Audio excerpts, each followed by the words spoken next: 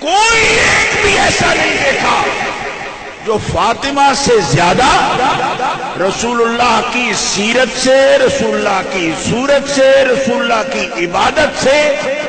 رسول اللہ کے شمائل و خصائل سے، حتیٰ کہ چلنے پھرنے میں، بیٹھنے اٹھنے میں، کلام کرنے میں، گویا سیدہ عائشہ فرما رہی ہیں کہ جب میں فاطمہ کو دیکھتی ہوں وہ ہر وقت میں رسول اللہ کے مشابہ نہیں بلکہ اشبہ ہے۔ مشابہ ہونا بھی اور بات ہے۔ حدیث پاک میں عرض کر رہا ہوں،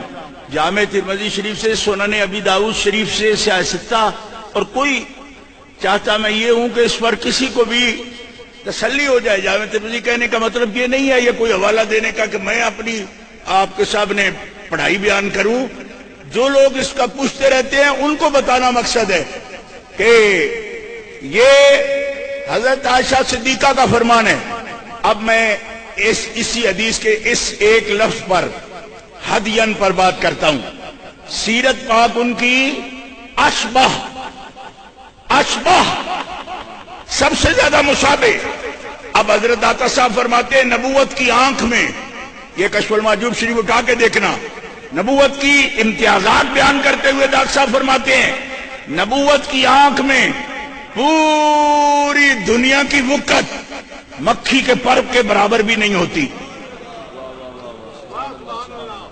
بلکہ دار صاحب تو فرماتے ہیں جو منہج نبوت پر اللہ کا ولی ہوتا ہے اس کی نظر میں بھی دنیا کی قیمت مکھی کے پر کے برابر۔ اگر دل سے یہ بات آپ کے سامنے آئی ہے نا تقریر کے بنا، دل کے اندر اترے یہ بات، تو پھر سنیوں میں یہ بات سمجھانا چاہتا ہوں کہ جن لوگوں کو صحابہ سے اس وجہ سے اختلاف ہے کہ شاید انہوں نے سیدہ خاتون جنت کو دنیا کا مال نہیں دیا تھا، اور یہ کہتے ہیں کہ خاتون جنت اس وجہ سے غصے رہتی تھی، اور حدیث بتاتی ہے کہ خاتون جنت کی نظر میں ایک فدق کیا کروڑوں فدق ہو تو مکھی کے پر کی حیثیت نہیں رکھتے، اس وجہ سے سیدہ صدیق سے ناراض نہیں ہے۔ آپ کو سمجھ بھی آئے تو بڑی بات ہے، آپ کیونکہ بہت سادہ سننے والے ہو، ذرا زور سے کہو سبحان اللہ۔ اس بات کا تتمہ کر رہا ہوں کہ جو اس پر سیدہ کو غضبناک کہتے ہیں، غلط بات ایک لمحے کو ہو سکتی ہے، کیونکہ اہل سنت کے عقیدہ میں بتقاضۂ بشریت غصہ وہ بھی کر سکتی ہیں، لیکن ایک لمحہ کیوں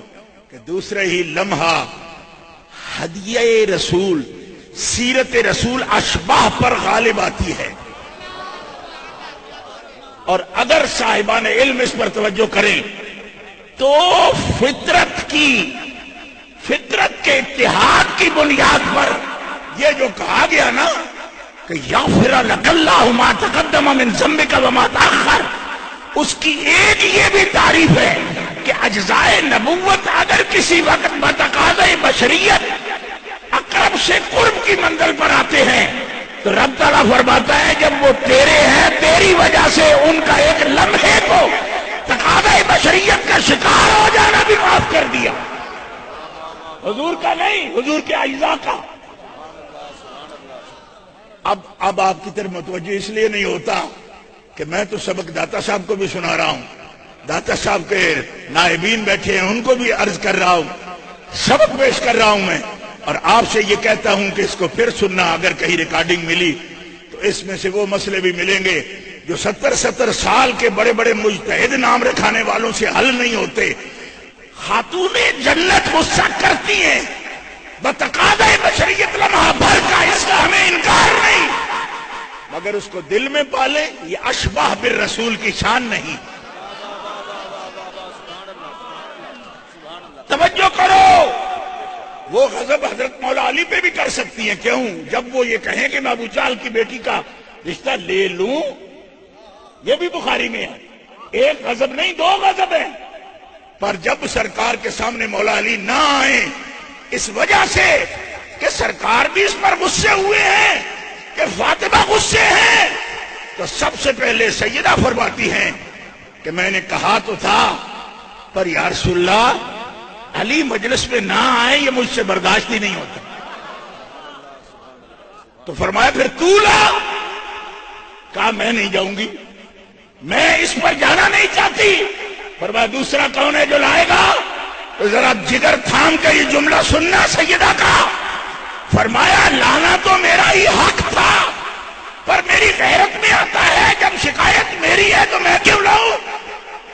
تو فرمایا ہنس کے پھر فاطمہ کون لائے؟ فرمایا میں نہ لاؤں تو دوسرا آپ کے نزدیک قبولیت والا صدیق ہے,